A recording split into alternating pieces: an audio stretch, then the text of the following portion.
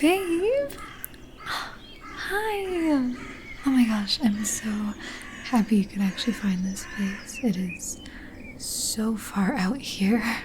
I was worried there for a second. I know, like, at least my phone isn't really working, which, I mean, it makes sense. Like, this is really far out, but I was getting worried because, of course, you can't text me and all that. I'm really glad to see you made it. Come in, come in.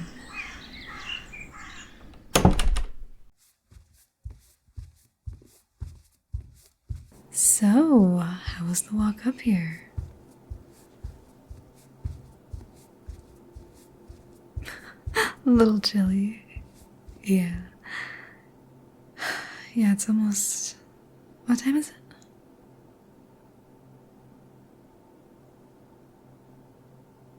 Oh gosh.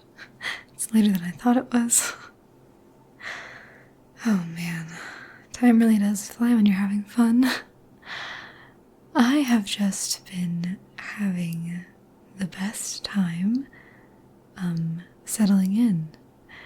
I know you couldn't really get in at the same time as me because you had to wrap up work, but just like, look around. How cool is this place? Is this not just like the most perfect Halloween spot like ever? Oh my god. I sound like such a nerd saying that, but it's just like, it's creepy, it's comfortable, it's kind of nostalgic in a weird way. Yeah, you get it. Mm-hmm. Exactly. Yeah, I met the homeowner to grab the keys for our little stay here, and she is a lovely older woman, and she lives alone, and apparently there's some cats that come by the way. We're going to tend to that later. We're just going to need to set food out for them. She showed me where it is already. Yeah, she said it's a pair of black cats, so that's just like, yeah, a little cliche, but oh my gosh, I love it. I love every single thing about this. This is so cool.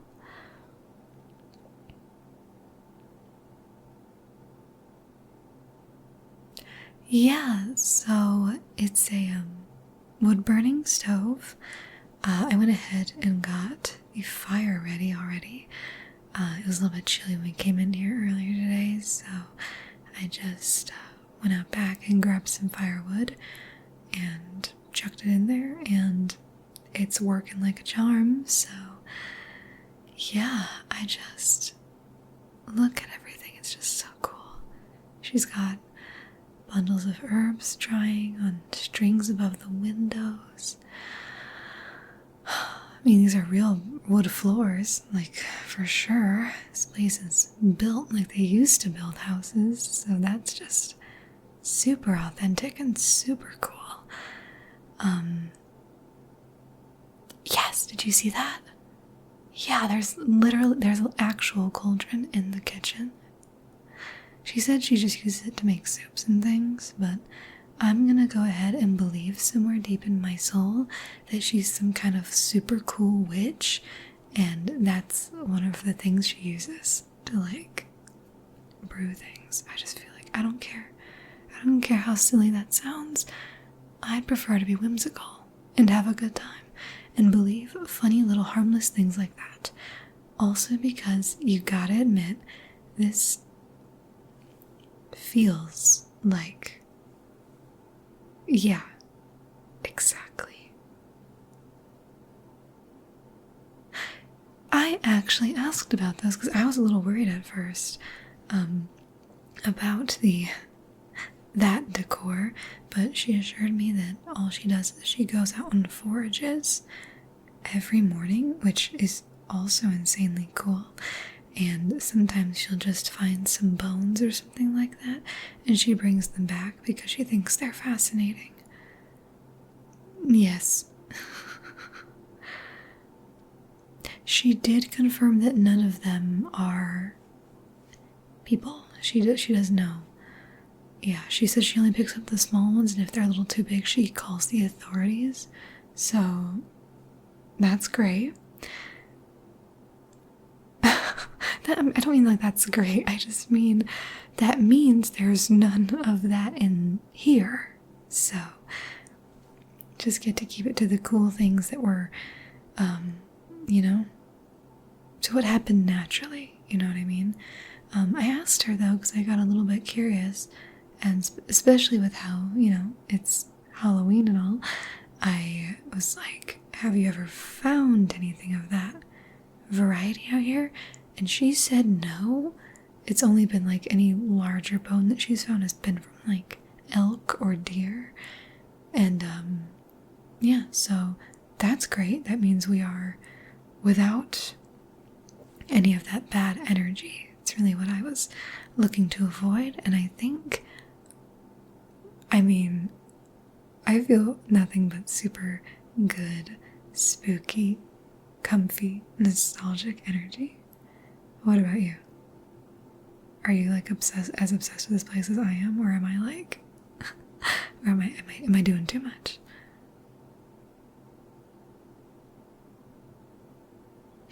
Yeah.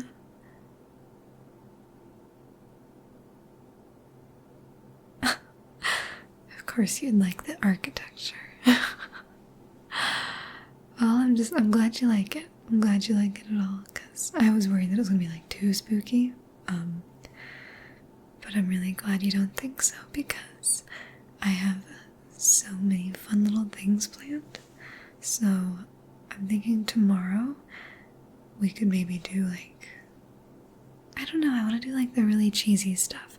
So tomorrow we could go pick pumpkins and bring them back here to carve them, and we could also try to bake something. Try something really easy. Nothing too intense. She showed me all of the special tools and things that she uses for the wood burning stove and all of that, and how to use that. So I can relay that information to you if you don't already have a knowledge in wood burning stoves. I for sure did not before today. But then for tonight, I was thinking maybe we should try something a little bit spookier. Well, so it's not quite nighttime yet. You know, the sun is still setting, we still have some daylight, and I was thinking it might be fun to go like on a little walk and just look around the area and see what's around here, you know? I mean, it's just forest, but I don't know, it could be fun, you know? Hear a rustle in the leaves or a snap of a branch, and it might be fun, you know? That's not what ghost hunting is. Ghost hunting would be if I brought out all of my special tools and things that I totally did not pack or anything, and used those while we were on our walk.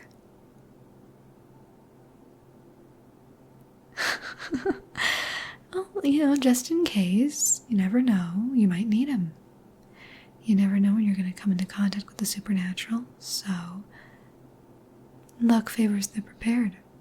If we get any ghosts, the luck in that case should hopefully be that they're kind ones.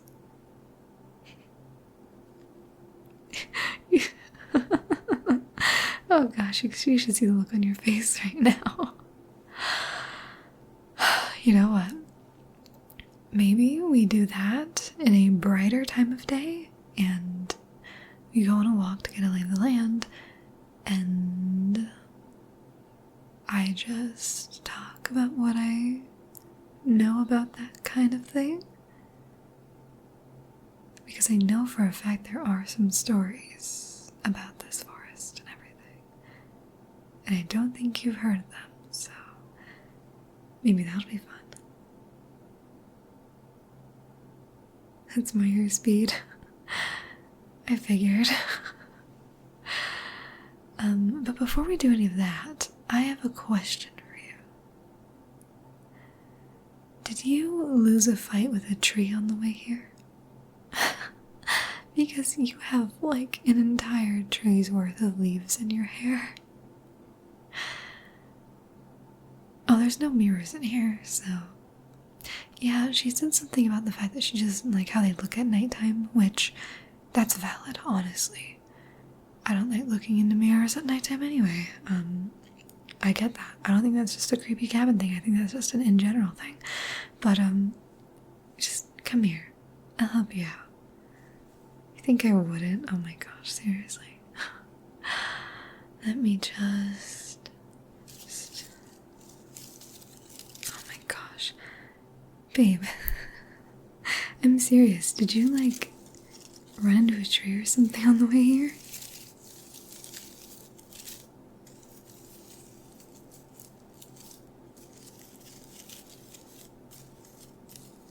Okay. Alright, you know, low-hanging branches. It happens to the best of us, but this is... This is just... I'm a little bit speechless. There's so much happening in here.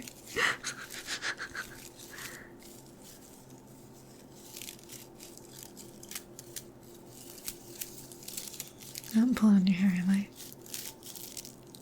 Okay, good.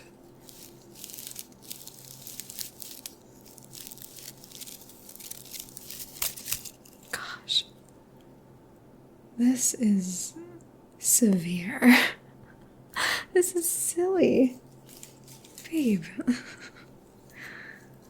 You would have gone to bed tonight with, like, leaves and things in your hair if I had not told you.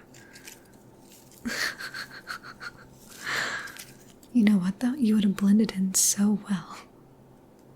You would have blended in, you know what? The ghosts, they would not have known that you were even nearby, because if all you had to do is stand still, and you would look like a whole ass shrub. Stop. Okay, I'll stop. Let's finish, get all this out. I'll stop making fun of you for being one with the trees.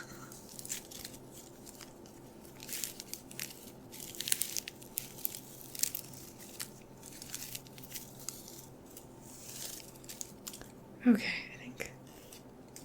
I think that's the last one. Let me just make sure.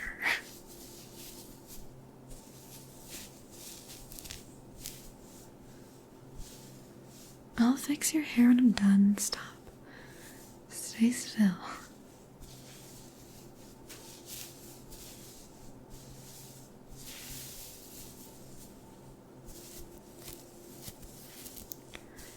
Okay, I think... Oh, wait.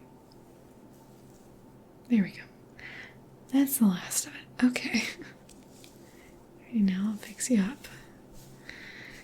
You'd hate for the birds and the crows and the foxes to see you looking all messed up.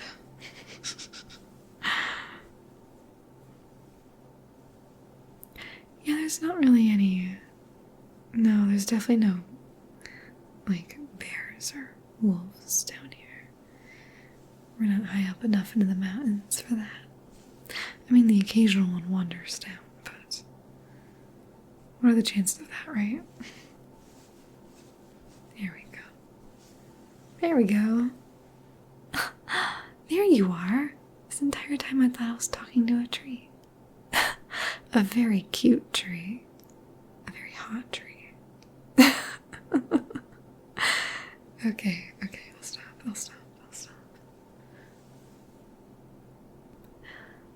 What was that?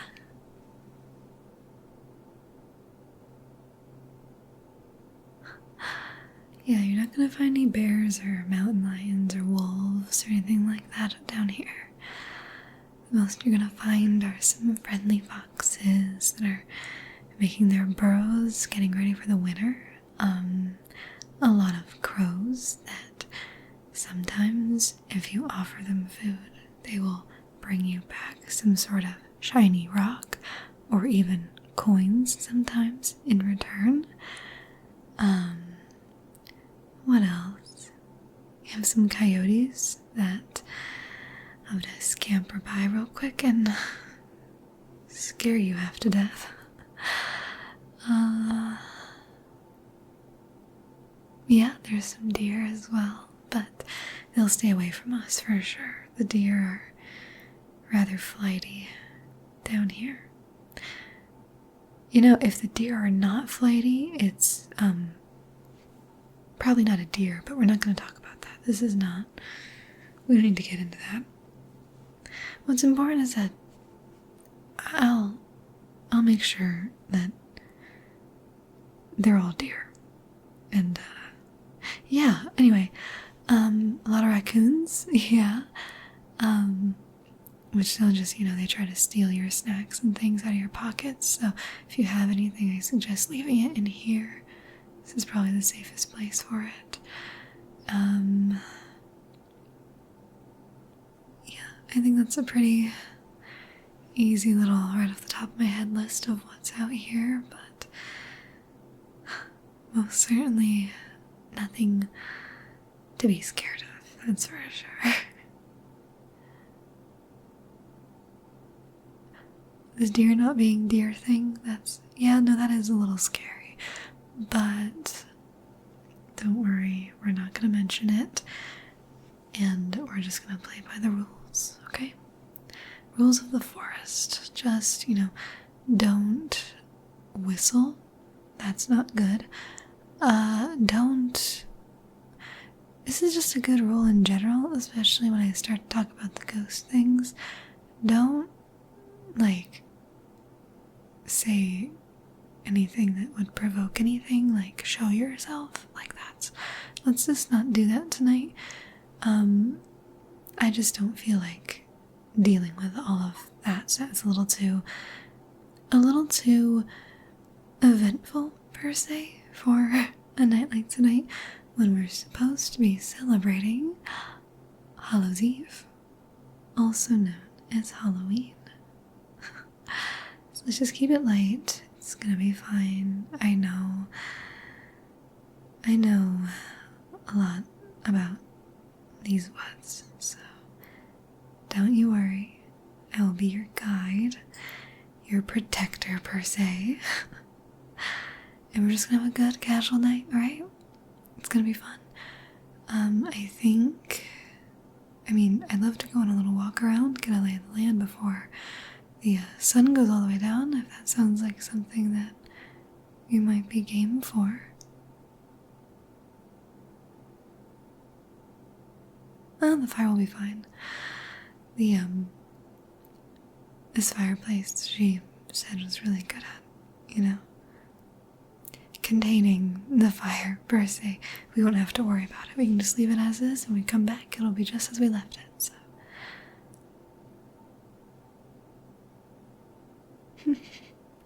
Maybe a little strange, but I think it's fine. It's fine. Trust me. Hey, I got you, alright?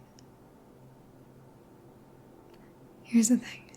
Tonight, I just want it to be all about having fun, alright? We're gonna go on our little walk.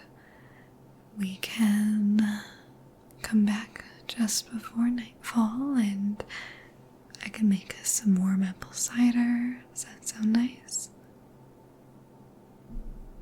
Yeah, exactly. And then I brought a book with me. No, not a spell book. Oh my gosh. We're not doing any of that.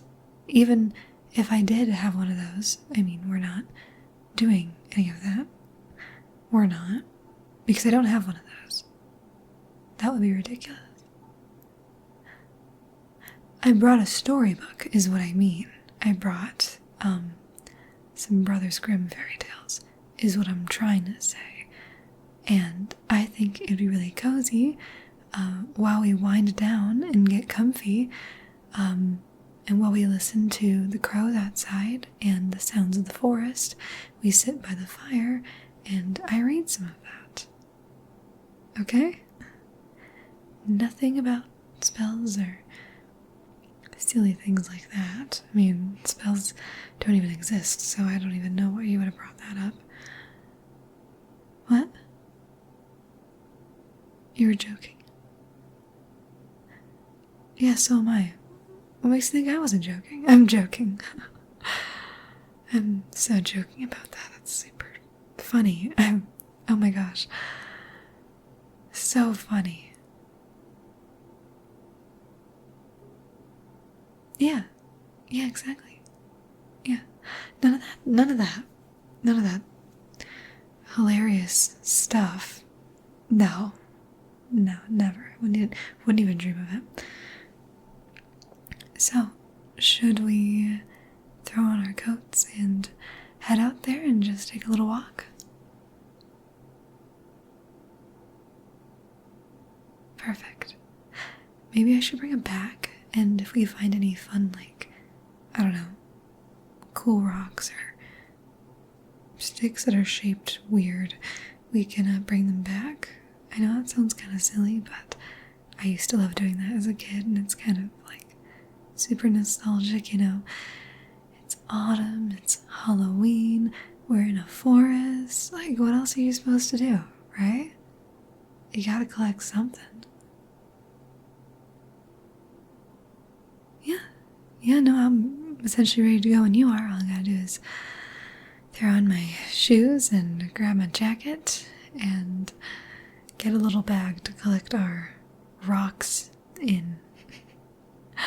No, this will be fun. And you know what? As we walk, if I come up with any stories that I've heard around and folklore and all that fictional nonsense, I can talk about that too, because this forest really is something special, you know?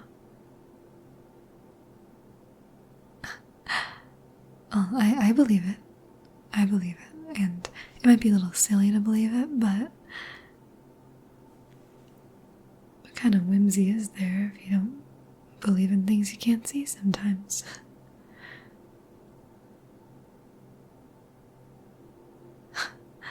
You'll see. You'll see. Let me go grab my shoes. I'll be right there.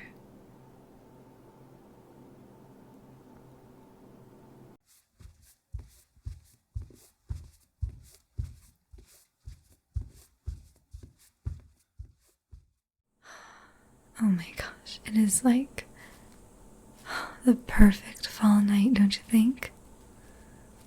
I mean, it's crisp, but not cold. There's just a bit of a breeze, but it's still just a little bit warm from when the sun was out.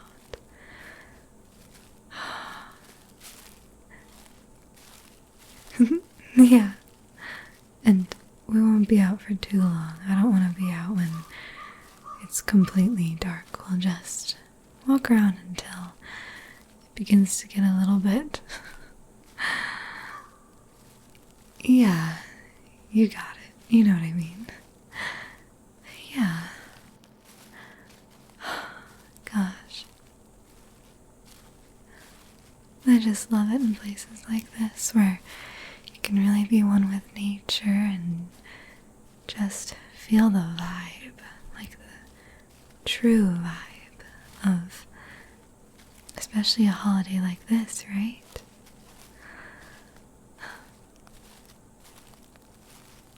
Mm-hmm. Yeah. Oh, you get it. And I love that you get it.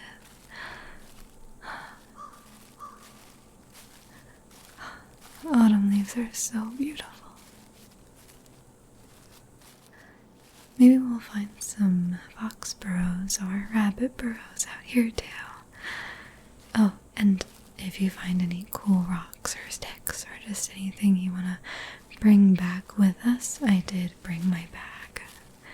So So we can, just for fun. I do love, like, almost pretend foraging, you know? Like, I don't know how to forage properly, but yeah, just foraging for fun. So, you've really never heard any stories about these woods or anything like that? Seriously? Wow, that's a touch surprising, I'm not gonna lie. Maybe it's just because I grew up around here, but I've heard so many stories about this place. From winds that are said to carry whispers from unknown speakers to ancient trees that are said to have certain effects on those who gaze upon them for too long, even to magical, bubbling streams that have certain effects if one dips even just a finger into it.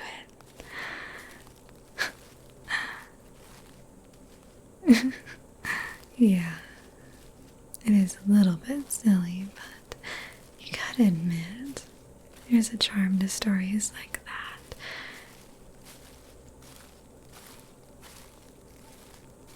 I mean, they kind of come with almost every small town like this, and it just makes it more interesting.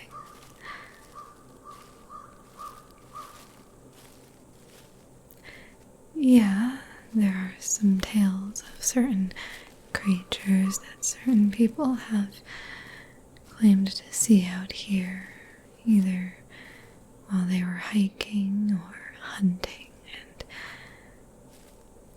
those are always the ones that actually get me in a way, because the others sound fantastical and mystical and like they're straight out of some kind of fantasy book, whereas those, they're a little bit more eerie. The sort of story that makes the hair on the back of your neck stand up, even if it's just for a moment, before your brain lulls itself again by reminding you that it's just a story, even though sometimes the teller of the story seems rather convinced.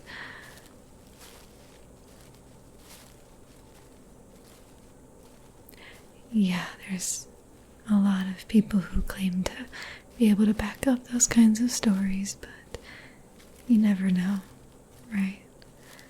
You could believe them, or you could choose a more quote-unquote logical approach. Just depends on the person, I think. Do I believe it? I think it depends on each story in particular. There are some that I don't believe and couldn't even if I tried. Some that are so silly that I couldn't fathom them being even slightly true. Like one time, there's this old fisherman that lives on the docks over by the pond that the woods kind of back up against. And one time, he rushed into one of the bars downtown where all of his friends were known to reside, and he was in an absolute panic, sweating, widened eyes, the whole nine, and he rushed in, could hardly say a single word without freaking out. And he said that he had been out on the docks just about to get onto his boat for a nice afternoon of leisurely fishing when he looked up at the forest and swore that he saw a bundle of trees just past that main tree line shift a little bit to the side before settling down to where they technically should have been.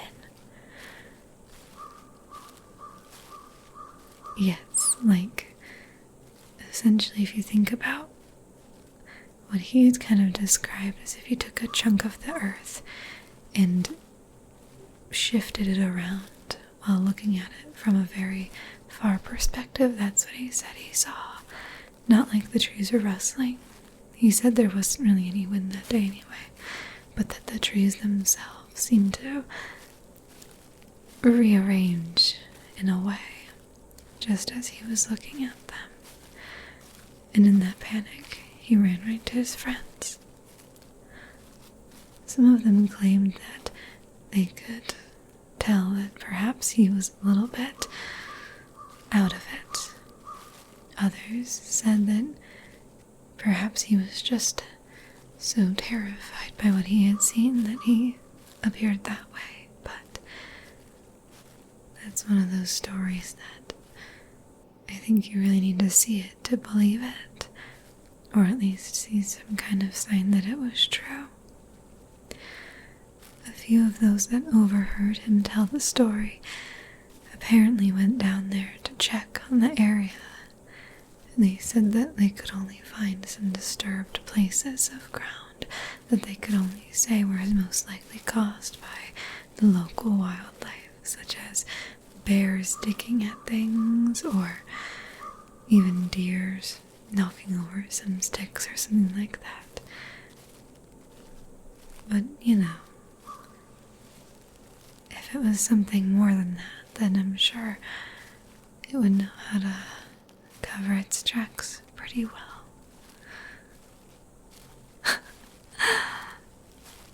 A little bit. I mean, come on.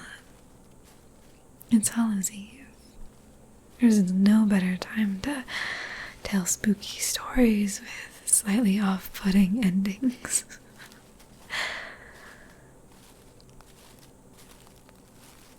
Yeah, no, there's tons of them. Another one. Oh, there was once this hiker.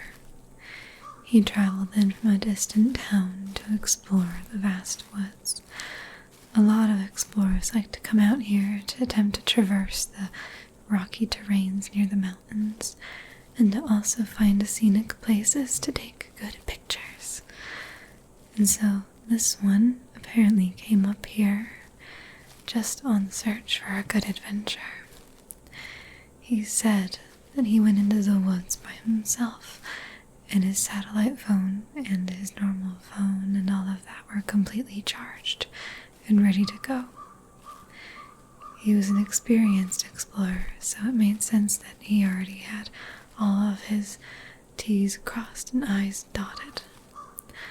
But then he said after some time, as he was following his map, he realized that either he had somehow made a wrong turn on the path he had so clearly marked, or something unexplainable was occurring right in front of his eyes.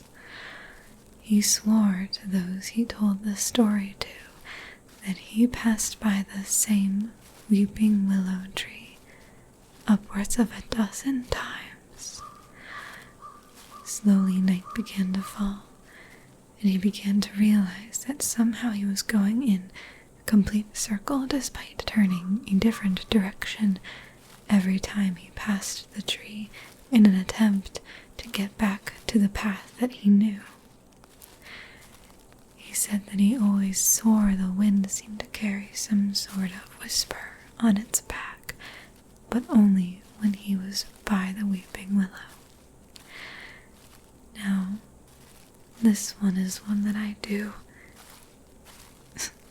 somewhat believe in, just a little bit, but only because there's another story. We actually learned about it in school during one of those fun little holiday event things for Hallows Eve. The teachers sat us down and told us some stories, and one of them was about a weeping willow tree in the middle of the forest. Hundreds and hundreds of years ago, supposedly, the townsfolk of the very town we reside in now discovered a witch in their midst. They swore she was up to no good, as many people did back then, especially when the word witch came up.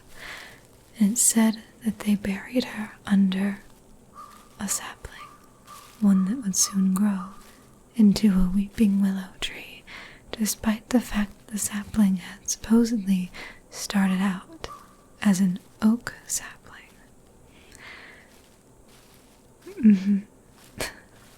Yeah, well, it is out there. I have seen the weeping willow tree.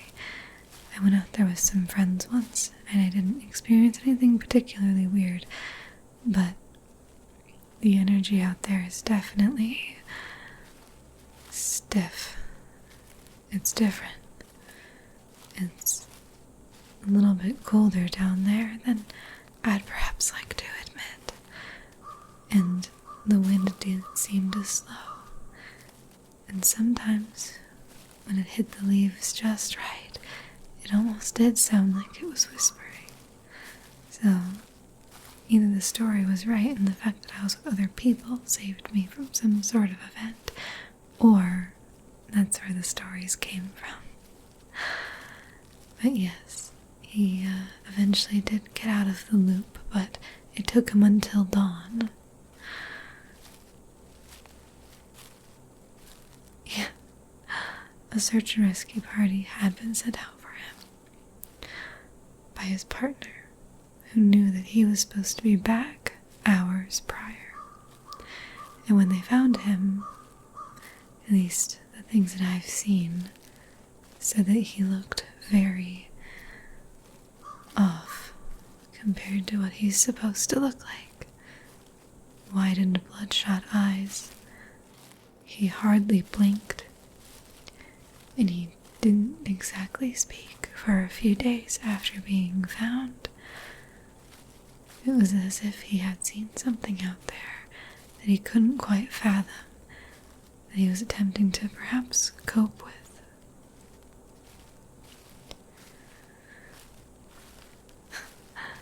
No, he never did go that far into it. He just said the part about somehow accidentally going in circles. But he does say that he felt like he wasn't alone the entire time. And that always makes the hair on the back of my neck stand up, hearing things like that. It's funny.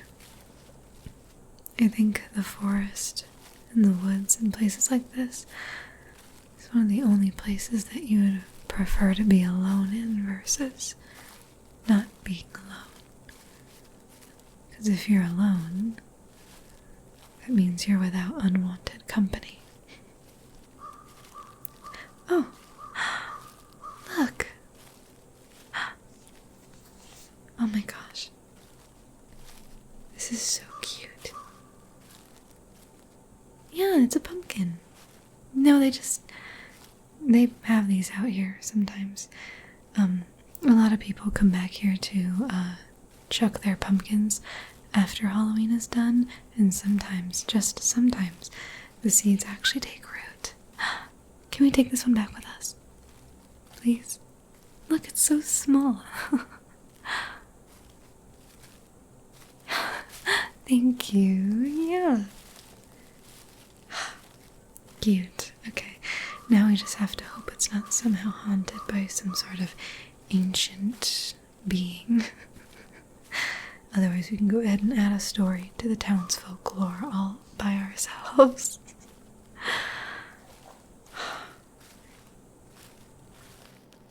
Yeah?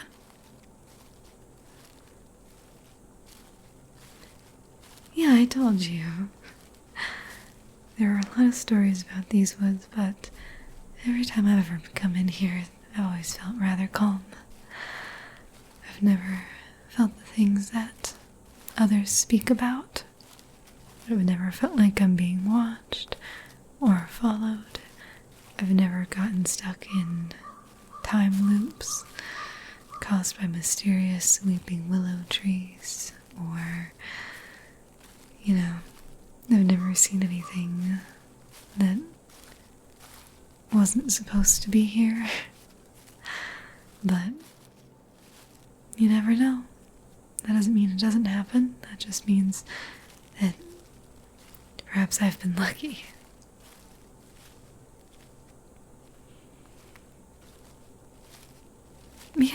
Yeah, we can start heading back. Yeah. It's getting chilly rather quick, and I don't want to get caught out in the dark here. I will say that. I have never stuck around long enough here to watch the sun fully disappear behind the mountains. That's one of those things they don't recommend you do out here. So we can start walking back to the cabin now and get cozy and situated for the night. Oh, and I did ask the owner of the place if she'd ever seen anything weird out here, and she said she hadn't, so we have that much to go off of. But hey, you know what? If there's any night in the entire year where a little bit of spooky stuff is welcome, then I suppose it's this one, right?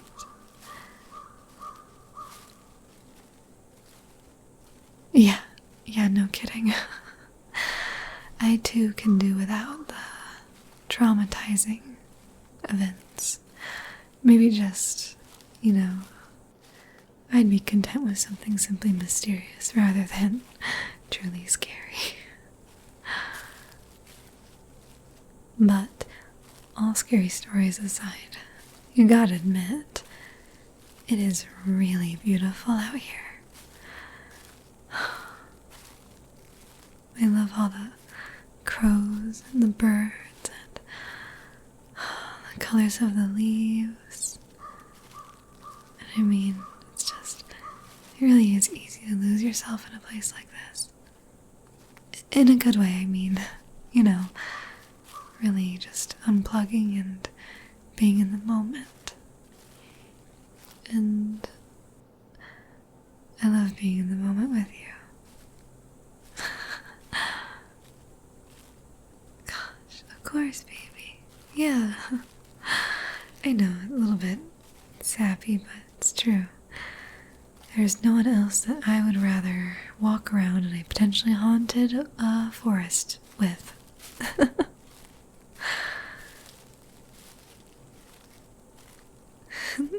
Yeah.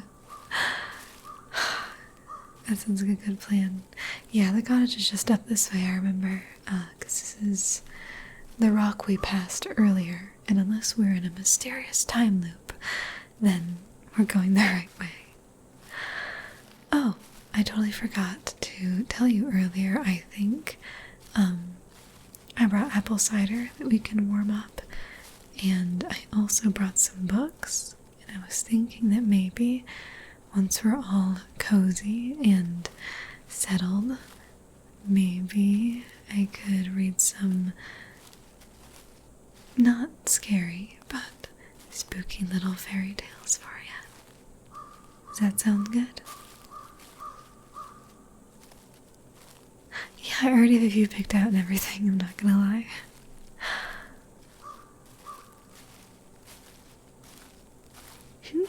It sounds perfect to me too. I'm glad you agree. Alrighty, let's go get settled then now, shall we?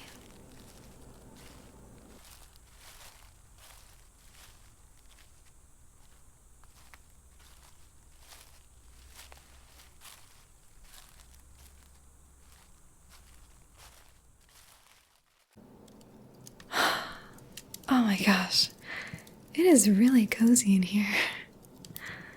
The fire going for a while, it's nice and warm. It's a little bit windy out there, but I think that just adds to the atmosphere, I reckon. How's your apple cider? Is it good? Did I warm it up enough? Okay, good. I also brought, I know it's really silly, I brought a lot of extra things per se, but I really wanted to live tonight purposely because it's Hallows Eve and all of that. So I did bring a candle, so I'm gonna go ahead and light that real quick. And then if you're ready and settled, I would love to start reading for you. I'm really excited to see what you think about the stories that I picked. And I want to talk a little bit about them too and go into more spooky details about them, if that sounds good for you.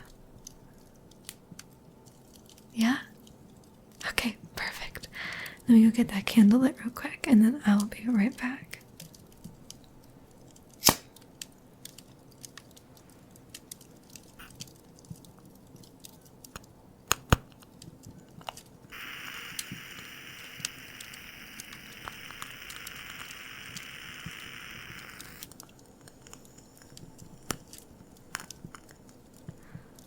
Alright. Yeah, this is one of my favorite candles. I think you're really gonna like it. Alright. I think the first one I want to start with is from my good old Brothers Grimm fairy tale book, if that sounds good for you. Yeah? Okay. Okay. We'll start there, and then after that, I have a really cool story I want to end the night off on. But I'm waiting till the end because it's really cool, and I'm really excited for you to hear it. So it's going to be our grand finale for the night before we turn in. Alright? Alright.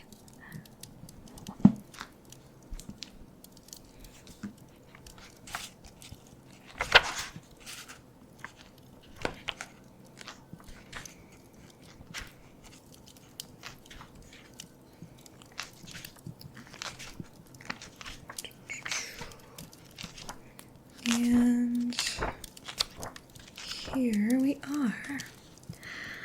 I just want to tell you right now that both the stories that I picked are a little bit, dark, but I thought it was only fitting because, So, yeah, you ready? Okay. This one is called The Juniper Tree. It is now long ago, at least 2,000 years, since there was a rich man who had a beautiful and pious wife, and they loved each other dearly. They had, however, no children, though they wished for them very much, and the woman prayed for them day and night, but still they had none. Now there was a courtyard in the front of their house, in which was a juniper tree, and one day in winter the woman who was standing beneath it, paring herself an apple, and while she was paring herself the apple she cut her finger, and the blood fell on the snow. "Ah," said the woman, and sighed heavily, and looked at the blood before her, and was most unhappy. "Ah, if I had but a child as red as blood and as white as snow." And while she thus spoke, she became quite happy in her mind, and felt just as if that were going to happen. Then she went into her house, and a month went by, and the snow was gone, and 2 months, and then everything was green, and 3 months, and then all the flowers came out of the earth, and 4 months, and then all of the trees in the wood grew thicker, and then the green branches were all closely entwined, and the birds sang until the wood resounded, and the blossoms fell from the trees. Then the 5th month passed away, and she stood under the juniper tree, which smelled so sweetly that her heart leapt, and she fell on her knees, and was beside herself with joy. And when the 6th month was over, the fruit was large and full, and then she was quite still. And the 7th month she snatched at the juniper berries and ate them greedily. Then she grew sick and sorrowful. Then the 8th month passed, and she called her husband to her, and wept and said, "If I die, then bury beneath the juniper tree." Then she was quite comforted and happy until the next month was over, and then she had a child as white as snow and as red as blood. And when she saw it, she was so delighted that she died. That's the correct response to having a kid, of course. Just so happy. Just so... That's not funny. It's not funny. It's just quite the reaction, is all I'm saying. Then her husband buried her beneath the juniper tree. He began to weep sorely. After some time he was more at ease, and though he still wept, he could bear it. And after some time longer he took another wife. By the second wife he had a daughter named Marlinchen. But the first wife's child was a little son, and he was as red as blood and as white as snow. When the woman looked at her daughter, she loved her very much, but for then she looked at the little boy, and it seemed to cut her to the heart, for the thought came into her mind that he would always stand in her way, and she was forever thinking how she could get all the fortune for her daughter. And the evil one filled her mind with this till she quite hated the little boy, and slapped him here and cuffed him there, until the unhappy child was in continual terror, for when he came out of school he had no peace in any place. One day the woman had gone upstairs to her room, and her little daughter went up too, and said, "Mother, give me an apple." "Yes, my child," said the woman, and gave her a fine apple out of the chest. The chest had a great heavy lid, with a great sharp iron lock. "Mother," said the little daughter, "is brother not to have one too?" This made the woman angry, but she said, "Yes, when he comes out of school." And when she saw from the window that he was coming, it was just as if the devil entered into her. She snatched at the apple and took it away from her daughter and said, "You shall not have one before your brother." Then she threw the apple into the chest and shut it. Then the little boy came in the door, and the devil made her say to him kindly, "My son, will you have an apple?" And she looked wickedly at him. "Mother," said the little boy, "how dreadful you look. Yes, give me an apple." "Damn, Mom, you look bad. I'll take an apple for sure." Oh, I love it. Then it seemed to her as if she were forced to say to him, "Come with me," and she opened the lid to the chest and said, "Take out an apple for yourself." And while the little boy was stooping inside, the devil prompted her, and a crash, she shut down the lid, and his head flew off and among the red apples. Then she was overwhelmed with terror and thought, "If I could but make them think that it was not done by me." So she went upstairs to her room, to her chest of drawers, and took a white handkerchief out of the top drawer, and set the head on the neck again, and folded the handkerchief so that nothing could be seen, and she set him on a chair in the front of the door, and put the apple in his hand. After this, Marlinchen came into the kitchen to her mother, who was standing by the fire with a pan of hot water before her, which she was constantly stirring round. "Mother," said Marlinchen, "brother is sitting at the door, and he looks quite white and has an apple in his hand. I asked him to give me the apple, but he did not answer me, and I was quite frightened." "Go back to him," said her mother, "and if he will not answer you, give him a box on the ear." So Marlinchen went to him and said, "Brother, give me the apple." But he was silent, and she gave him a box on the ear, on which his head fell down.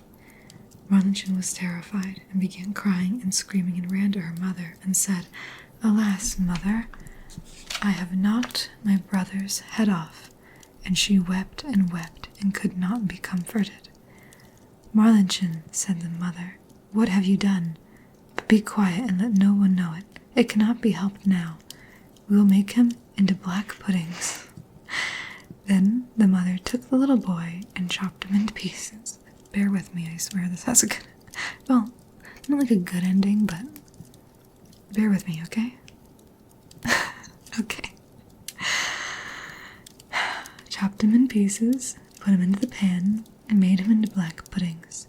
But Marlinchen stood by, weeping and weeping. All of her tears fell into the pan, and there was no need for any salt. Then the father came home and sat down to dinner and said, But where is my son?" And the mother served up a great dish of black puddings, and Marlinchen wept and could not leave off. Then the father again said, "But where is my son?" "Ah," said the mother, "he has gone across the country to his mother's great uncle. He will stay there a while." "And what is he going to do over there? He did not even say goodbye to me." "Oh, he wanted to go, and asked me if he might stay 6 weeks. He is well taken care of there." "Ah," said the man, "I feel so unhappy.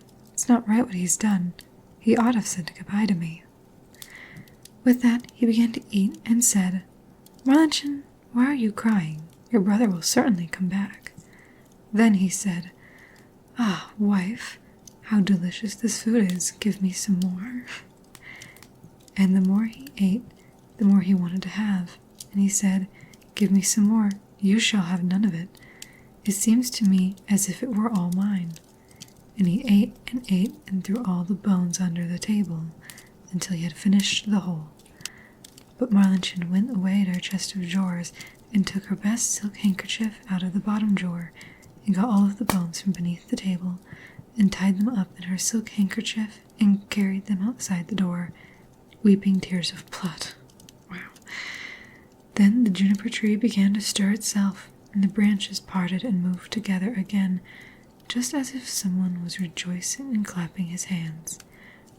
At the same time, a mist seemed to arise from the tree, and in the center of the mist it burned like fire, and a beautiful bird out of the fire singing magnificently, and he flew up high in the air, and when he was gone, the juniper tree was just as it had been before, and the handkerchief with the bones was no longer there. Marlinchen, however, was as gay and happy as if her brother were still alive, and she went merrily into the house and sat down to dinner and ate. But the bird flew away and lighted on a goldsmith's house and began to sing. "My mother, she killed me. My father, he ate me. My sister, little Marlinchen, gathered together all of my bones, tied them in a silken handkerchief, laid them beneath the juniper tree. Quit, quit, what a beautiful bird I am." The goldsmith was sitting in his workshop making a gold chain when he heard the bird which was sitting singing on his roof, and very beautiful the song seemed to him. He stood up, but as he crossed the threshold, he lost one of his slippers. But he walked right up the middle of the street with one sock on and one shoe, and had his apron on, and in one hand he had the gold chain, and in the other his pincers, and the sun was shining brightly on the street. Then he went right over and stood still and said to the bird, "Bird," he said then, "how beautiful you can sing. Sing me that piece again." "No," said the bird, "I'll not sing it twice for nothing. Give me the gold chain, and then I will sing it again for you." "There," said the goldsmith, "there's the gold chain for you. Now sing me that song again." Then the bird came and took the gold chain in his right claw, and went and sat in front of the goldsmith and sang, "My mother, she killed me. My father, he ate me. My sister, little Marlinchen, gathered together all of my bones, tied them in a silken handkerchief, laid them beneath the juniper tree. Quit, quit, what a beautiful bird I am." Then the bird flew away to a shoemaker and lighted on his roof and sang, "My mother, she killed me. My father, he ate me. My sister, little Marlinchen, gathered together all my bones, tied them in a silken handkerchief, laid them beneath the juniper tree. Quit, quit, what a beautiful bird I am." The shoemaker heard that and ran outside before even putting on a coat, and looked up at his roof, and was forced to hold his hands before his eyes, lest the sun should blind him. "Bird," said he, "how beautifully you can sing." Then he called in at his door, "Wife, just come outside. There is a bird. Look at that bird. He can sing so well." Then he called his daughter and children and apprentices, boys and girls, and they all came up the street and looked at the bird and saw how beautiful he was, and what a fine red and green feathers he had, and how like real gold his neck was, and how his eyes shone like stars. "Bird," said the shoemaker, "now sing me that song again." "Nay," said the bird, "I do not sing twice for nothing. You must give me something." "Wife," said the man, "go to the garret. On the top shelf there stands a pair of red shoes. Bring them down." Then the wife went and brought the shoes. "There, bird," said the man, "now sing me that piece again." Then the bird came and took the shoes in his left claw and flew back on the roof and sang. "My mother, she killed me. My father, he ate me. My sister, little Marlingen, gathered together all my bones, tied them in a silken handkerchief, laid them beneath the juniper tree. Quit, quit, what a beautiful bird I am." And once he had sung it, he flew away. In his right claw he had the chain, and the shoes in his left, and he flew far away to a mill, and the mill went clip, clap, clip, clap, clip, clap, and in the mill sat 20 miller's men, hewing a stone and cutting hick, hack, hick, hack, hick, hack, and the mill went clip, clap, clip, clap, clip, clap. Then the bird went and sat on a lime tree which stood in front of the mill and sang, "My mother, she killed me." Then one of them stopped working. "My father, he ate me." Then 2 more stopped working and listened to that. "My sister, little Marlingen." Then 4 more stopped. "Gathered together all my bones, tied them in a silken handkerchief." Now only 8 were hewing. "Laid them beneath." Now only 5. The juniper tree, and now only 1. Quit, quit, what a beautiful bird I am. Then the last stopped also, and heard the last words. "Bird," said he, "how beautifully you sing. Let me too hear that. Sing that once more for me." "Nay," said the bird, "I will not sing twice for nothing. Give me the millstone, and then I will sing it again." "Yes," said he, "if it belonged to only me, you should have it." "Yes," said the others, "if he sings again, he shall have it." Then the bird came down, and the 20 millers all set to work with a beam and raised the stone up, and the bird stuck his neck through the hole and put the stone on as if it were a collar, and flew onto the tree again and sang, "My mother, she killed me. My father, he ate me. My sister, little Marlingen, gathered together all my bones, tied them in a silken handkerchief, laid them beneath the juniper tree. Quit, quit, what a beautiful bird I am." And when he was done singing, he spread his wings, and in his right claw he had the chain, and in his left the shoes, and round his neck the millstone, and he flew far away to his father's house. In the room sat the father, the mother, and Marlingen at dinner, and the father said, "How light-hearted I feel, how happy I am." "Nay," said the mother, "I feel so uneasy, just as if a heavy storm were coming." Marlingen, however, sat weeping and weeping, and then came the bird flying, and it seated itself on the roof. The father said, "Ah, I feel so truly happy, and the sun is shining so beautifully outside. I feel just as if I were about to see some old friend again." "Nay," said the woman, "I feel so anxious, my teeth chatter, and I seem to have fire in my veins." And she tore her bodice open. But Marlingen sat in the corner, crying, and held her apron over her eyes, and cried till it was quite wet. Then the bird sat on the juniper tree and sang, "My mother, she killed me." Then the mother plugged her ears and shut her eyes. It would not see or hear, but there was a roaring in her ears like the most violent storm, and her eyes burned and flashed like lightning. My father, he ate me.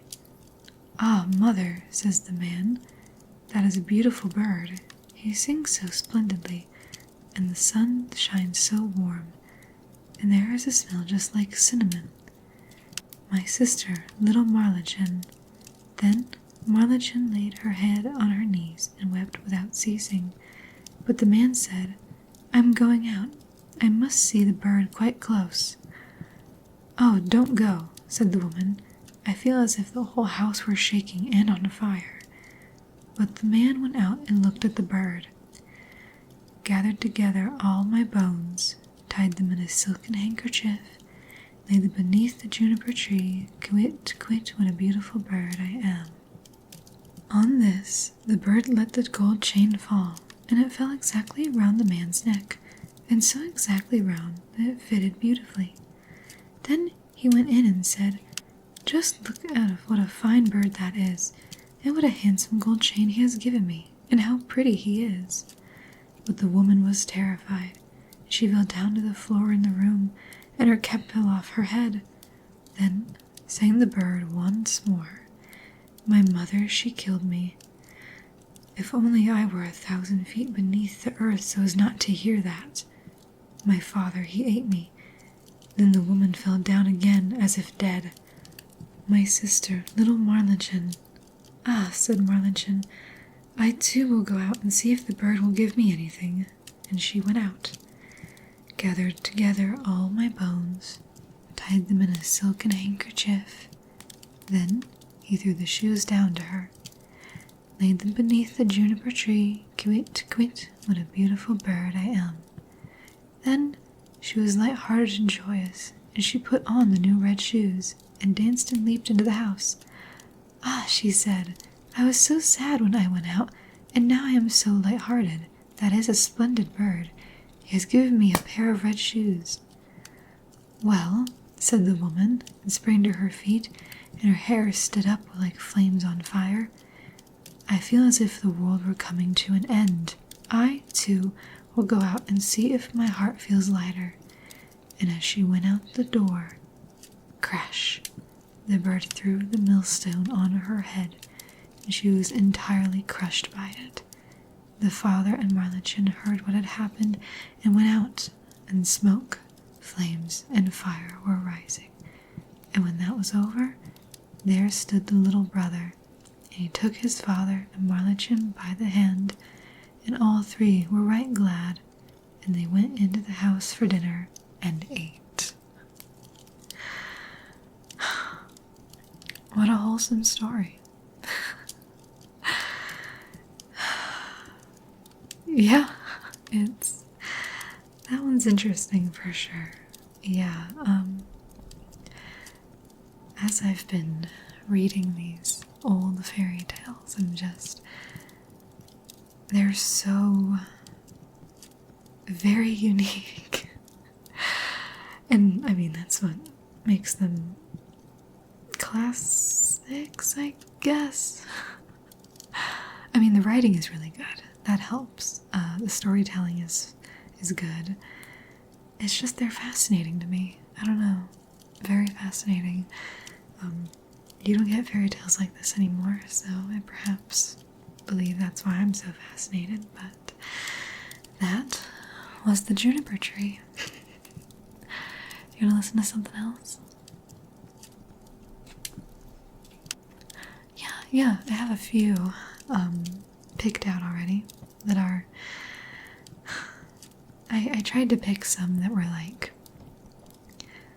spooky and eerie, but not too far into the scary realm of things, you know, because I mean, I knew that I wanted to read these while we were winding down, so I didn't want to pick any that were just flat out scary, because hey, you know, especially in this cabin of all places, I decided that wouldn't probably be the best choice.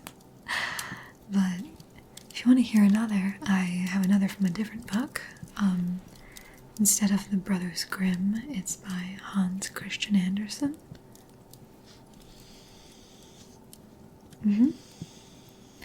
Yeah, I can pull that one up.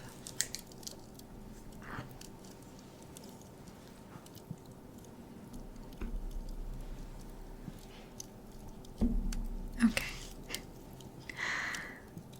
Hmm?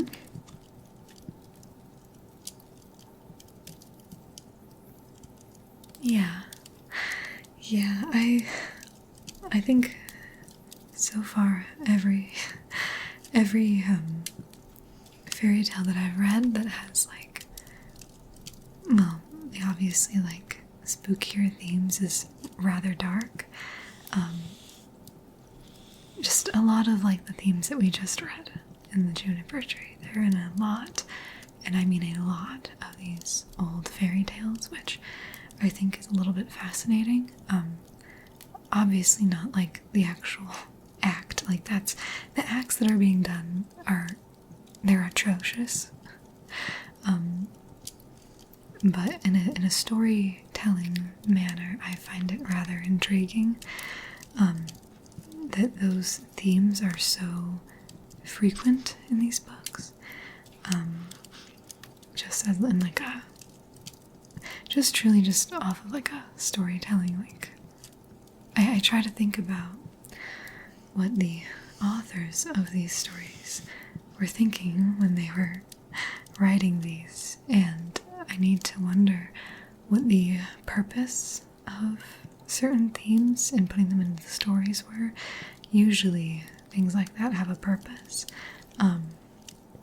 Like a lot of these have, I mean, the main theme of that last one was that the stepmother killed the first son, right? And fed him to people. That theme, it's in a lot of these old stories. And it's fascinating to me only because that theme in particular is usually used to signify different things in literature. So that's the only reason why I find it fascinating that it's utilized so often.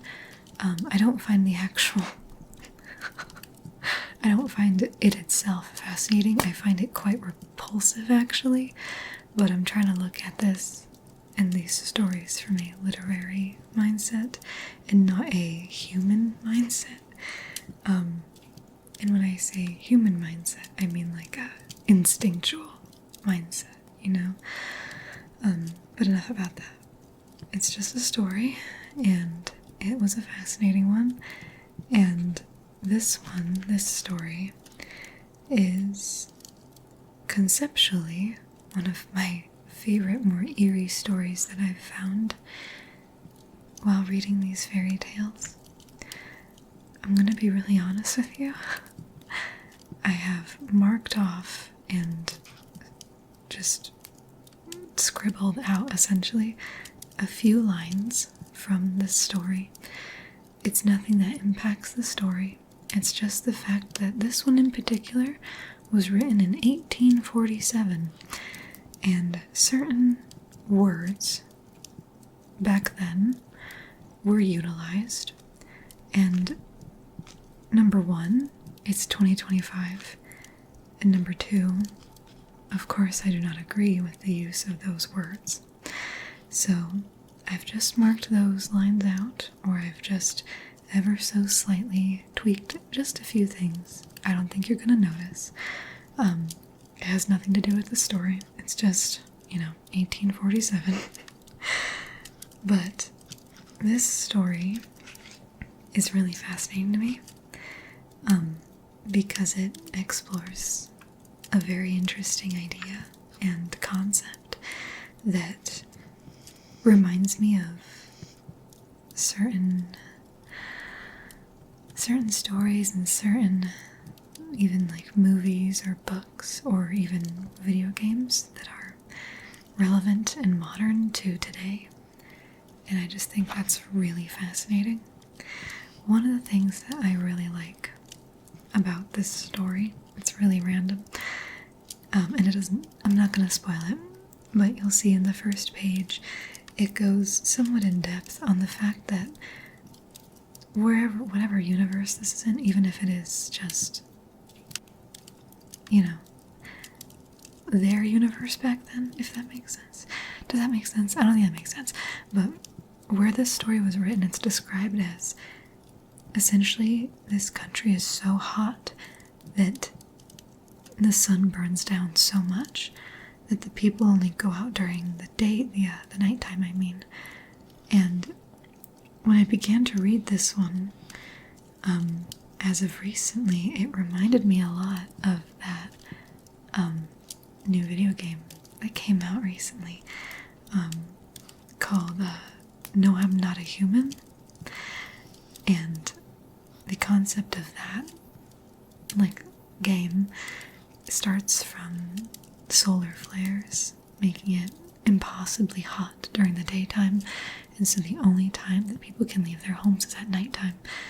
And that, I just thought that was really funny. It's like in 1847, this concept is being used in fairy tales, and then we see it again today, and I don't know. Maybe I sound a bit like a nerd. Maybe I should stop talking about this.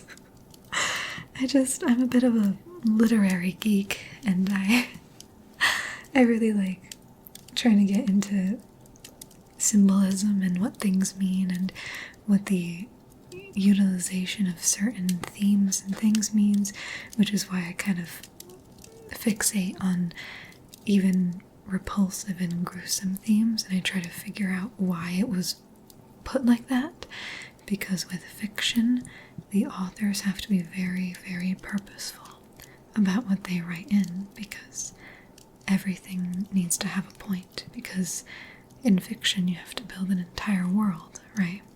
So you need to be purposeful about what you write and what you say and how you say things and all of the above. So I just like to really get into trying to figure out if certain things are just as they seem or if there is some sort of deeper symbolism behind it. So yeah, I also like to just point out things that come back around, right? Like the fact that in this story the sun is so aggressively hot that the people can only go out during the night. And then No, I'm Not a Human explores a similar concept.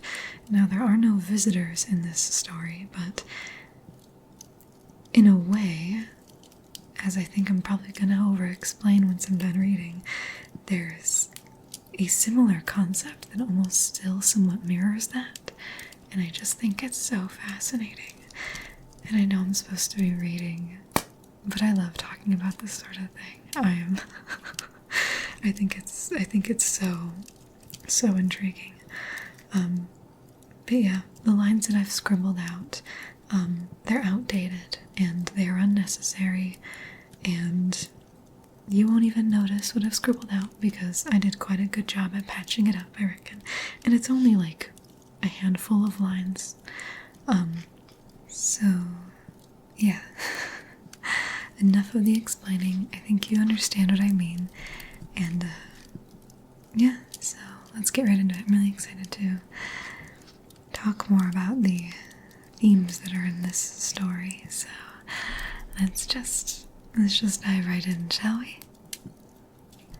It is in the hot countries that the sun burns down in earnest.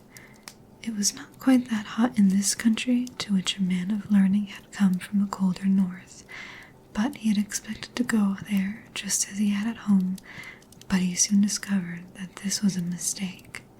He and the other sensible souls had to stay inside. The shutters were drawn and the doors were closed all day long. It looked just as if everyone were asleep or away from home. The narrow street of high houses where he lived was situated so that from morning till night the sun beat down on it unbearably. To this young and clever scholar from the colder north, it felt as if he were sitting in a blazing hot oven. It exhausted him so that he became very thin, and even his shadow shrank much smaller than it had been at home. Only in the evenings, after sundown, did the man and his shadow begin to recover. The This was a real joy to see. As soon a candle was brought into the room, and the shadow had to stretch itself to get its strength back. It stretched up the wall, yes, even along the ceiling, so tall did it grow. To stretch himself, the scholar went out on the balcony. As soon as the stars came out in the beautifully clear sky, he felt as if he had come back to life. In warm countries, each window has a balcony, and on all the balconies up and down the street, people came out to breathe the fresh air that one needs. Both up above and down below, things became lively. Tailors, shoemakers, everybody moved out in the street. Chairs and tables were brought out, and candles were lighted. Yes, candles by the thousand. One man talked, another sang, people strolled about, carriages drove by, and donkeys trotted along, ting-a-ling-a-ling, for their harness had bells on it. There were church bells ringing, hymns singing, and funeral processions. There were boys in the street firing off Roman candles. Oh yes, it was lively as lively can be down in that street. Only one house was quiet, the one directly across from where the scholarly stranger lived. Yet someone lived there, for flowers on the balcony grew and thrived under that hot sun, which they could not have done unless they were watered. So someone must be watering them, and there must be people in the house. Along in the evening, as a matter of fact, the door across the street opened, but it was dark inside, at least in the front room, for somewhere in the house, farther back, came the sound of music. The scholarly stranger thought the music was marvelous, but it is quite possible that he only imagined this, for out there in the warm countries, he thought everything was marvelous, except the sun. The stranger's landlord said that he didn't know who had rented the house across the street. No one was ever to be seen over there, and as for the music, he found it extremely tiresome. He said, "It's just as if somebody sits there practicing a piece that's beyond him, always the self-same piece. I'll play it right yet," he probably says, but he doesn't, no matter how long he tries. One night, the stranger woke up.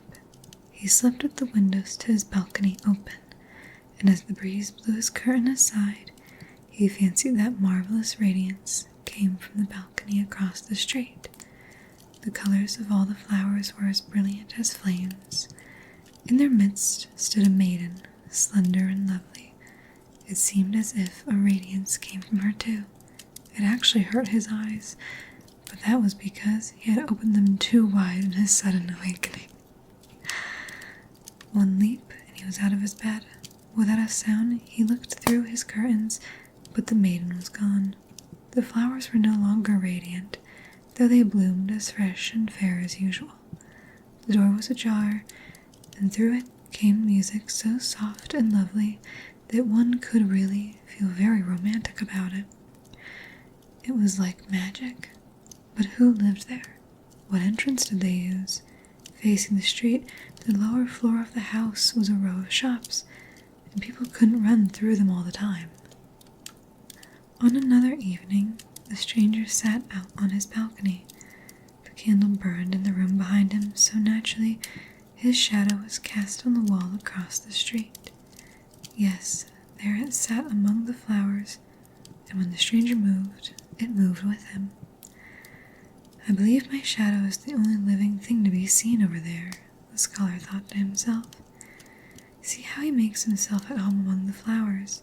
The door stands ajar, and if my shadow were clever, he'd step in, have a look around, and come back to tell me what he had seen.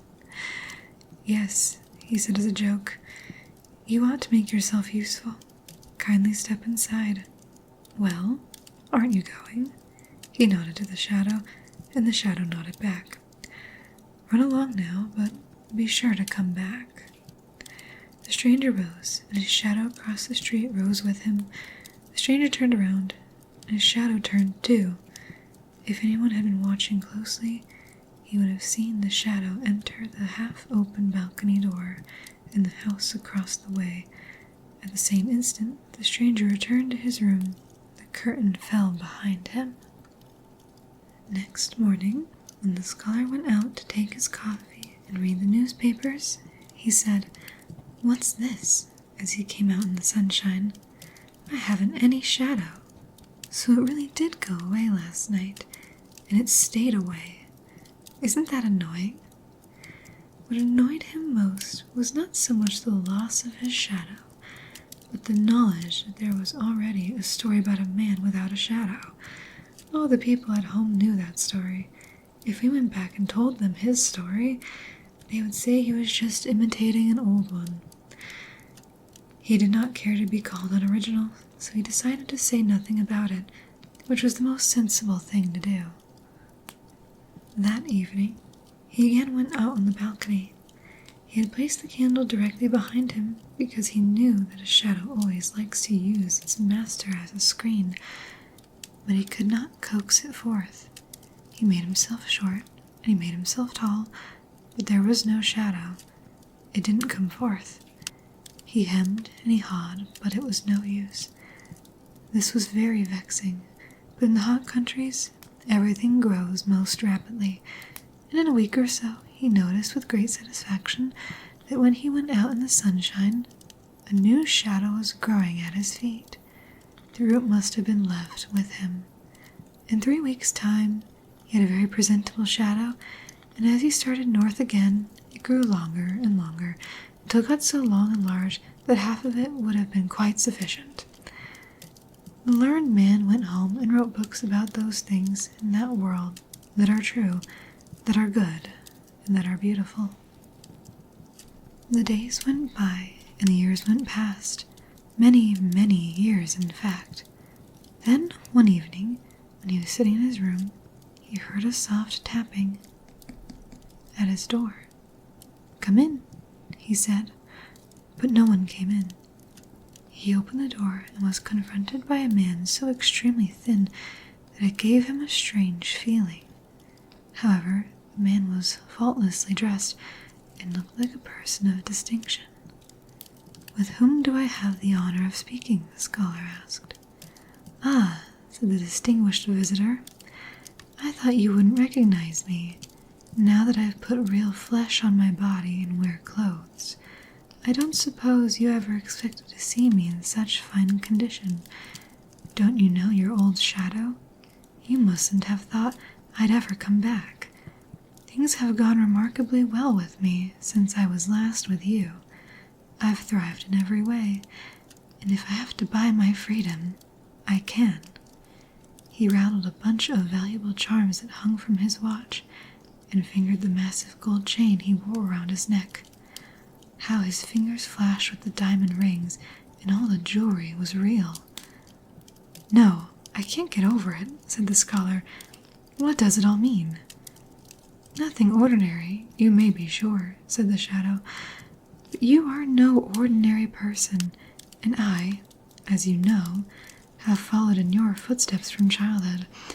As soon as you thought me sufficiently experienced to strike out in the world for myself, I went my way.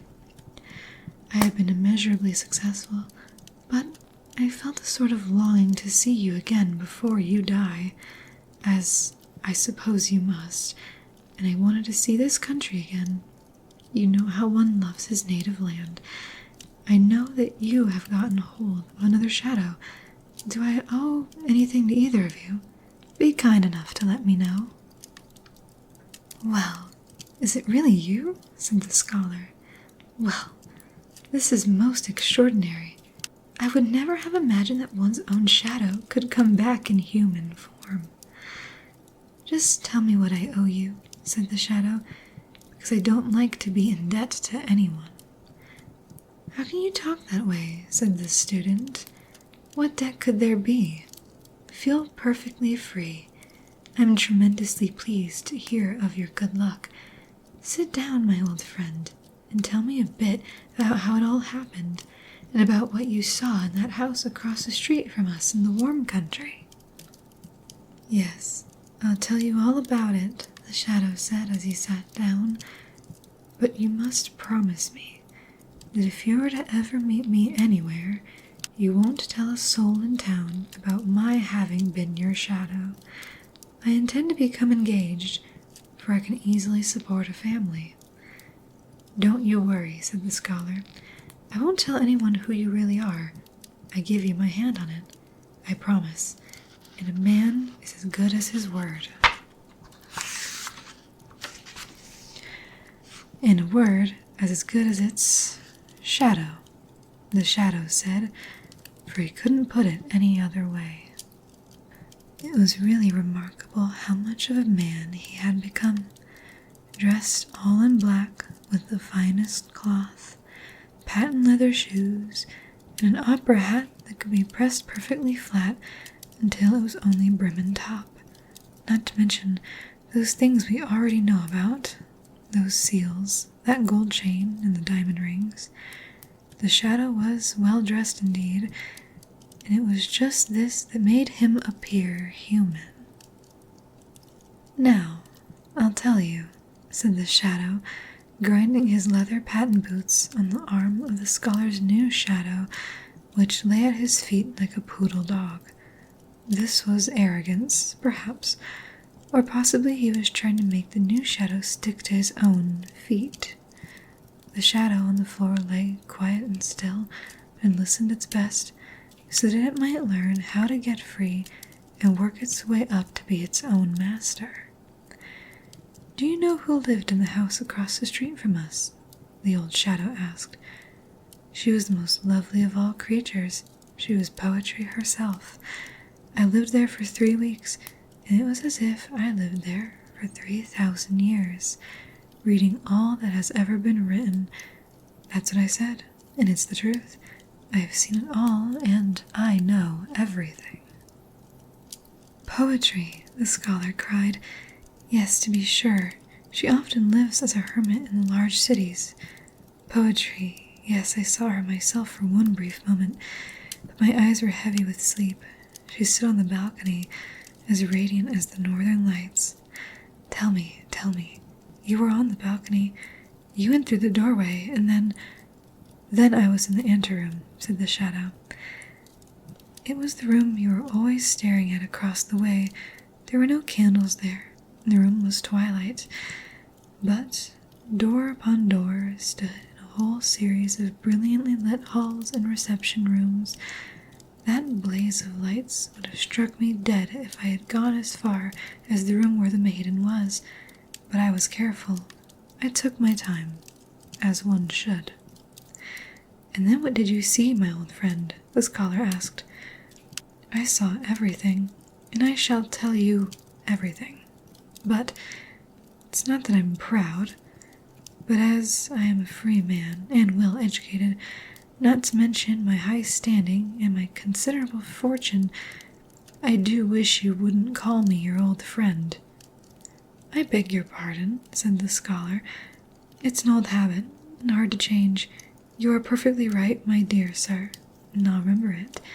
But now, my dear sir, tell me all that you saw. All, said the shadow, for I saw it all, and I know everything. How did the innermost rooms look? The scholar asked. Was it like a green forest? Was it like a holy temple? Were there rooms like the starry sky seen from some high mountain? Everything was there, said the shadow. I didn't quite go inside. I stayed in the dark anteroom, but my place there was perfect. I saw everything, and I know everything. I have been in the antechamber at the court of poetry. But what did you see? Did the gods of old march through the halls? Did the old heroes fight there? Did fair children play there and tell their dreams? I was there, I tell you, so you must understand that I saw all that there was to be seen. Had you come over, it would have not made a man of you, as it did of me.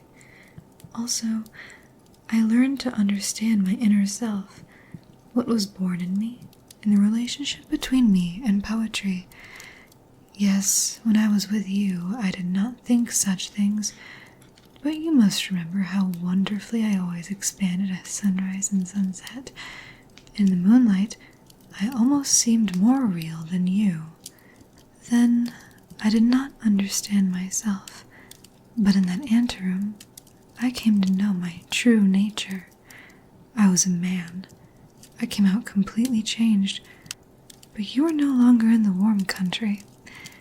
Being a man, I was ashamed to be seen as I was. I lacked shoes, clothes, and all the surface veneer that makes a man. I went into hiding. This is confidential, and you must not write it in your books. I went into hiding under the skirts of the cake woman. Little she knew what she concealed. Not until evening did I venture out. I ran through the streets in the moonlight and stretched myself tall against the walls in such a pleasant way of scratching one's back.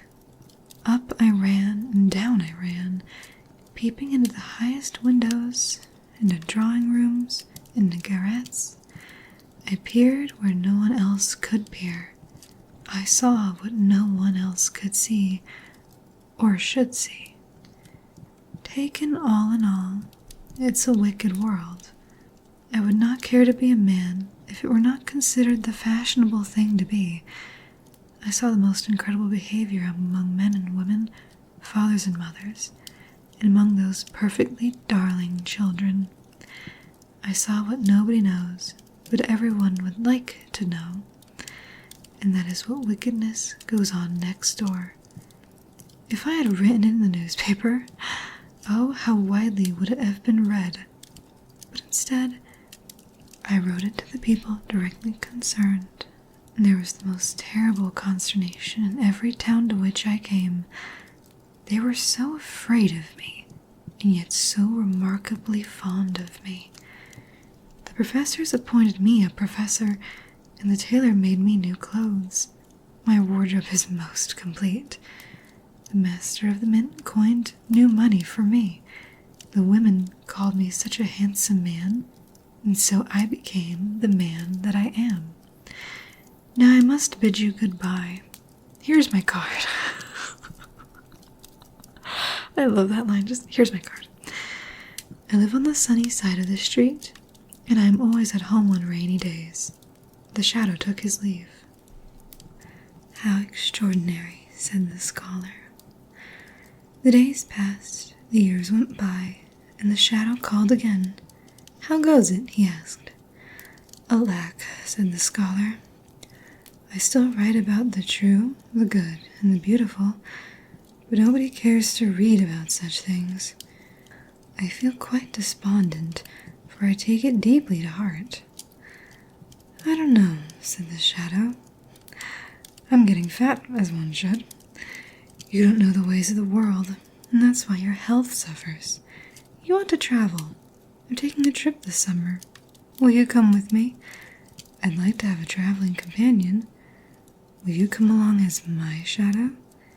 It would be a great pleasure for me to have you along, and I'd pay all the expenses. No, that's a bit too much, said the scholar. It depends on how you look at it, said the shadow. It will do you a lot of good to travel. Will you be my shadow? The trip won't cost you a thing. This has gone too far, said the scholar. Well, that's the way the world goes, the shadow said to him, and that's the way it will keep going. And away he went. The learned man was not all that well.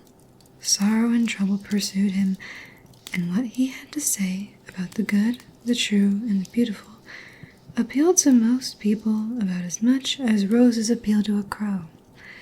Finally, he grew quite ill.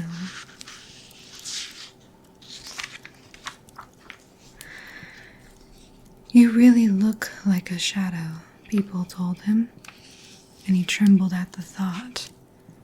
You must visit the watering place, said the shadow, who came to see him again. There's no question about it. I'll take you with me. for old friendship's sake, I'll pay for the trip.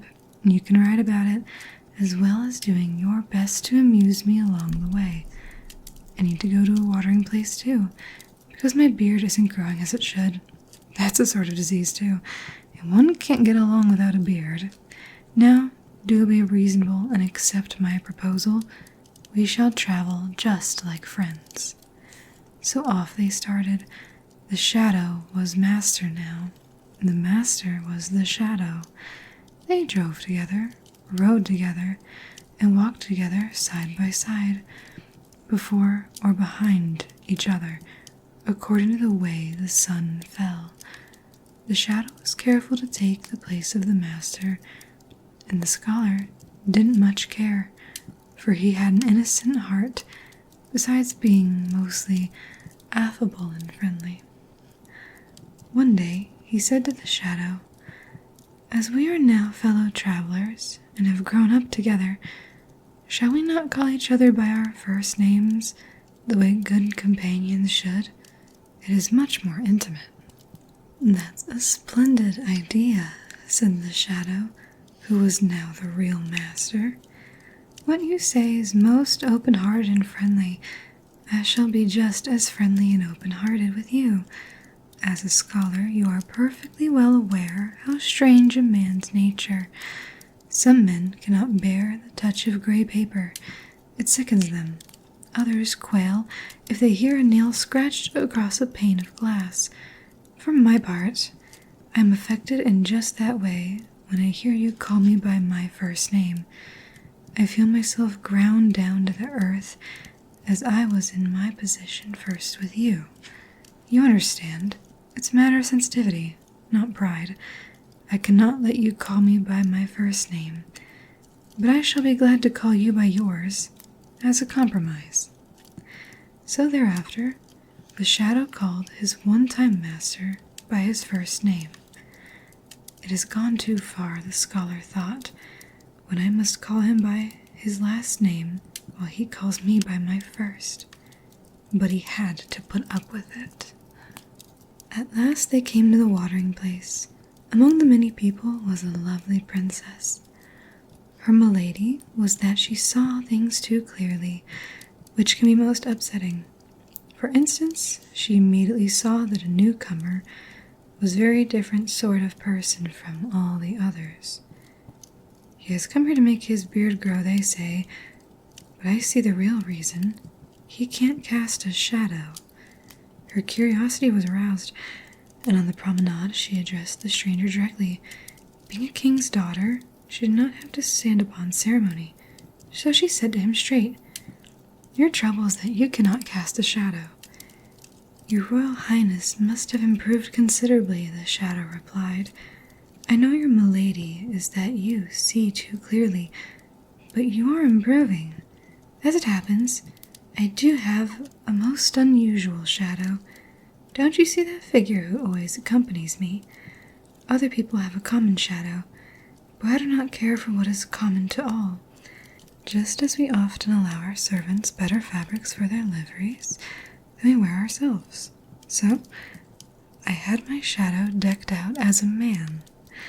Why, you see, I have even outfitted him with a shadow of his own. It is expensive, I grant you, but I like to have something uncommon." "My," the princess thought, "can I really be cured? This is the foremost watering place in the world, and in these days, water has come to have wonderful medicinal powers, but I shan't leave just as the place is becoming amusing. I have taken a liking to this stranger. I only hope his beard won't grow, for then he would have to leave us." That evening, the princess and the shadow danced together in the great ballroom. She was light, but he was lighter still. Never had she danced with such a partner. She told him which country she came from, and he knew it well. He had been there, but it was during her absence. He had looked through every window, high or low. He had seen this, he had seen that, so he could answer the princess and suggest things that astounded her. She was convinced that he must be the wisest man in the world. His knowledge impressed her so deeply that while they were dancing, she fell in love with him. The shadow could tell, for her eyes transfixed on him through and through. They danced again, and she came very near telling him she loved him, but wouldn't do it to be rash. She had to think of her country, her throne, and the many people over whom she would reign. He is a clever man, she said to herself, and that is a good thing. He dances charmingly, and that is good too. But is his knowledge more than superficial? That's just as important, so I must examine him. Tactfully, she began asking him the most difficult questions that she herself could not have answered. The shadow made a wry face. "You can't answer me," said the princess. "I knew all that in my childhood," said the shadow. "Why, I believe that my shadow over there by the door can answer you." "Your shadow," said the princess. "That would be remarkable indeed." "I can't say for certain," said the shadow, "but I'm inclined to think so, because he has followed me about and listened to me for so many years. Yes, I am inclined to believe so, but your Royal Highness must permit to tell you that he is quite proud of being able to pass for a man, so if he is to be in the right frame of mind to answer your questions, he must be treated as if he were human." "I like that," said the princess. So she went to the scholar in the doorway and spoke with him about the sun and the moon, and about people, what they are inside, and what they seem to be on the surface. He answered wisely and well. What a man that must be to have such a wise shadow, she thought. It will be a godsend to my people and to my country if I choose him for my consort. That's just what I'll do. The princess and the shadow came to an understanding, but no one was to know about it until she returned to her own kingdom. "No one, not even my shadow," said the shadow, and he had his own private reason for this. Finally they came to the country that the princess ruled when she was home. "Listen, my good friend," the shadow said to the scholar. "I am now as happy and as strong as one can be, so I'll do something very special for you. You shall live with me in my palace, drive with me in my royal carriage, and have $100,000 a year. However, you must let yourself be called a shadow by everybody. You must not ever say that you have been a man, and once a year, while I sit on the balcony in the sunshine, you must lie at my feet as shadows do. For I tell you, I'm going to marry the princess, and the wedding is to take place this very evening." "No, that's going too far," said the scholar. "I will not. I won't do it.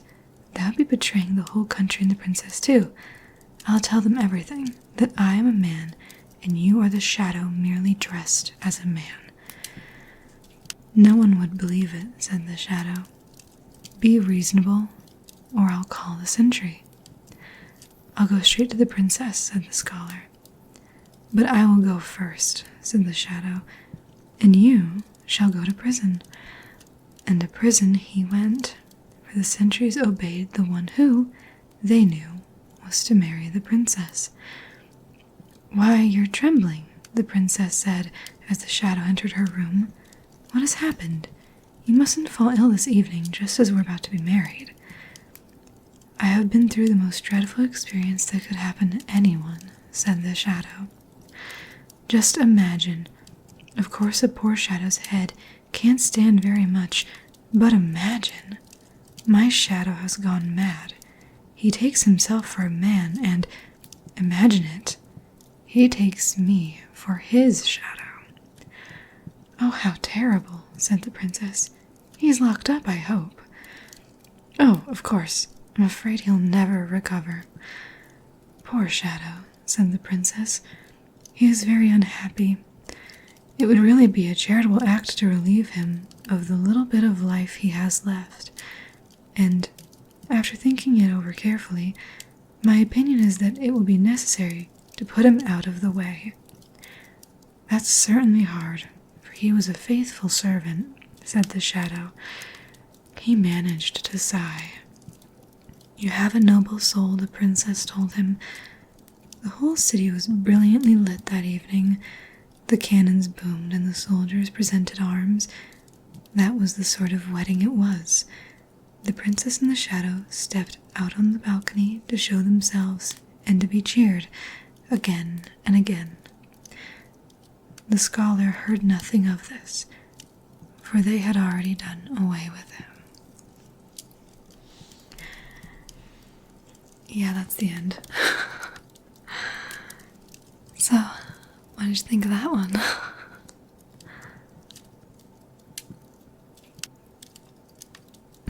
Yeah, that's, I think one of my favorite fairy tales that I've read so far, actually. It's so intriguing. It's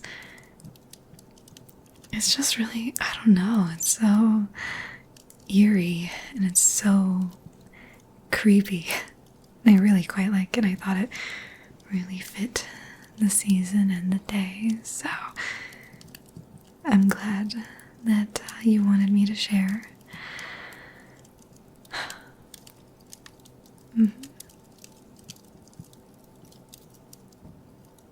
Yes, I really think it's fascinating that all the way back when this was written, the idea of a doppelganger and something that is not you taking your place was already a thing.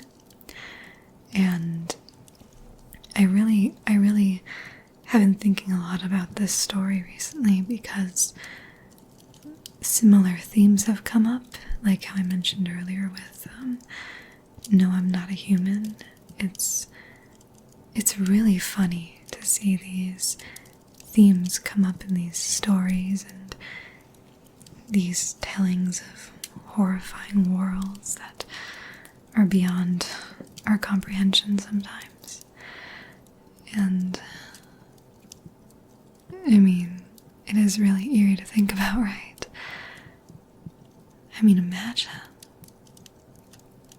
In No, I'm Not a Human, it's the visitors that, after the solar flares started and all that, began digging themselves up out of the ground. And, I mean, at least from my understanding, they could just take the place of whoever they got rid of, right? And in this book, it starts off in a country where the sun is so aggressively hot that the people only come out at nighttime, and then this shadow is able to take form and dress itself as a human and be, I mean, he said it himself a few times. He adorned flesh and he put on human clothes and he acted like a human, but he never was one. All in the end to just end the human that he came from, taking his place effectively, using the knowledge that the scholar knew to charm the princess, along with the things that he had learned only because he was a shadow and not a human, right? And I just think that's so eerie and quite fascinating, I have to admit, but that's only because I really like scary things.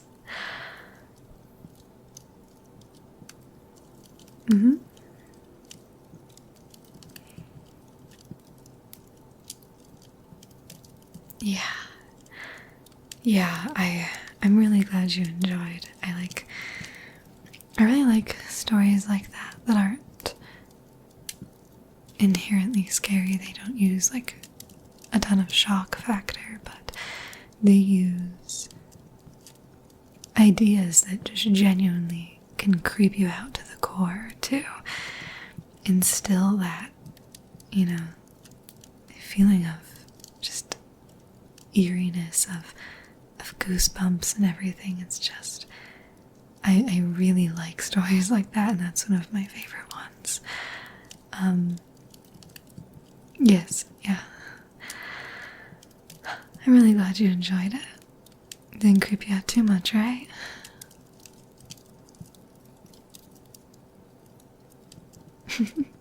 Yeah.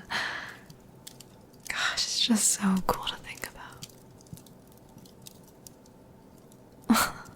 You get what I mean. Not like cool as in cool, but I like scary stuff. I think it's fascinating. And, I mean, what better time to read something like that than tonight? And I'm of the personal belief that stories like this and the concepts that are similar that we still see to this day are, not to get too conspiracy-y with you, but I believe it's why humans have that sense of uncanny valley, that we can instinctually detect something that is trying to be human but is not. I mean, the sense of the uncanny valley phenomenon is just something that I really feel wraps into stories like this, and that happens to be one of my favorite random topics to talk about, because sometimes you gotta wonder, right? Why do humans have that sense? Like, instinctually. Because usually when we have anxieties about things, or anxiety itself as a survival instinct, from, before modern times and everything, we had to, truly fight to survive every single day. Uncanny valley, that sense, that instinct is a type of anxiety. It's a type of fear. And you have to wonder, where in the line of evolution and the line of history was it necessary for humans to adopt that kind of sense?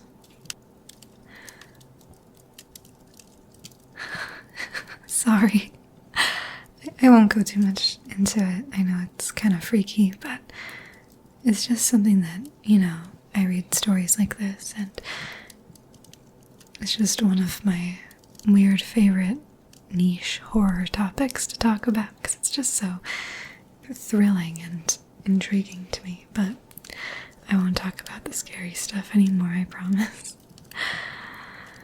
Besides, we're safe here. It's just you and me, and that very cozy fire, and this very cozy cabin, and just a nice, peaceful Hallows Eve night. So, I think that's enough scary stories for one night. Not scary, but creepy and classically eerie, so set that aside as well. Oh my goodness. Today was really fun, and we're gonna have more fun tomorrow.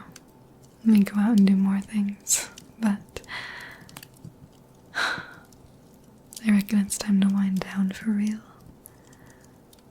I'm really glad that you enjoyed listening to my stories and my ramblings of everything that I find intriguingly creepy. But I promise you that nothing creepy is gonna get you right now. You're safe, I promise. I got you. I wouldn't let anything happen to you. You ready to hit the Yeah? Alright. Really? You just had to... Okay. I get we just read stories like that, but you don't have to say things like that. No, I don't think we're gonna have any visitors at the cabin door tonight. I don't think that's gonna happen. We're too far out.